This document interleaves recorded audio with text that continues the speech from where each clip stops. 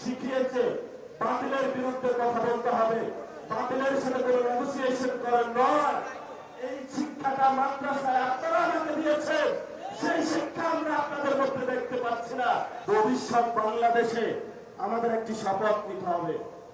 এই শপথ হলো আগামীতে ইসলাম এবং সার্বভৌমত্বকে নিয়ে অনেক ষড়যন্ত্র শুরু হয়েছে। আপনারাই একমাত্র গার্ড, যারা এটা রক্ষা করবেন। জীবন দিয়ে হলে এটা রক্ষা করতে হবে। কারণ গত 53 বছরে অনেকেই বলেছিল যে অনেকেই নাকি বাংলাদেশের স্বাধীনতার সপক্ষের শক্তি। আগামীতে আমরা দেখব কারা বাংলাদেশের পক্ষে, কারা বিপক্ষে, কারা লন্ডনী, কারা দিল্লি আর কারা ঢাকার অনুসারে, সেটা আগামী যুদ্ধে প্রমাণিত হবে। মুখে মুখে বললে প্রমাণ করা হবে না। আমি হেফাজতে ইসলামের বাইরে একটু উদ্দেশ্য করে বলবো, লড়াইটা এখন বাংলাদেশের সংস্কারের লড়াই, লড়াইটা এখন গণভোটের রায় বাস্তবায়নের লড়াই, লড়াইটা হলো শহীদদের বিচারের লড়াই। আপনারা আসুন, এই লড়াইটা আসুন। আমরা আর কোনো বিধি চাই না। কারণ বাংলাদেশের মানুষ এখন বলা হয় যে মেয়ারে হক, আমি তো মানি সাহাবায়ে কেরাম সত্যের মাপকাঠি।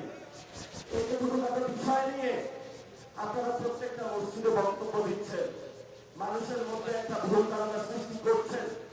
এইটা করা উচিত না। আমি বলবো আসুন, ঐক্যবদ্ধভাবে আসুন। তারেক রহমান আপনাদেরকে কিছুই দিতে পারবে না। যদি দিতে হয় তাহলে মসজিদের মিনারে বসে আপনার ঝুলতন্ত্রের বিরুদ্ধে কথা বলতে হবে। ইসলাম আমাদেরকে শিখিয়েছে বাতিলের বিরুদ্ধে কথা বলতে হবে, বাতিলের সাথে কোনো নেগোসিয়েশন করার নয়। এই শিক্ষাটা মাদ্রাসায় আপনারা আমাকে দিয়েছেন, সেই শিক্ষা আমরা আপনাদের মধ্যে দেখতে পাচ্ছি না। এই জন্য আপনাদের একজন সন্তান হিসেবে আপনাদের কাছে অনুরোধ করবো, আমি হয়তো বেশি দূর কমে মাদ্রাসায় পড়াশোনা করতে পারি নাই। আসুন, ঐক্যবদ্ধ হই।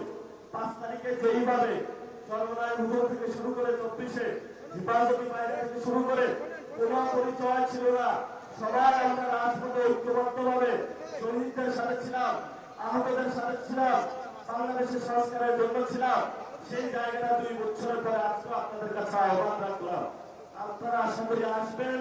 জাতির এই সংকট মুহূর্তে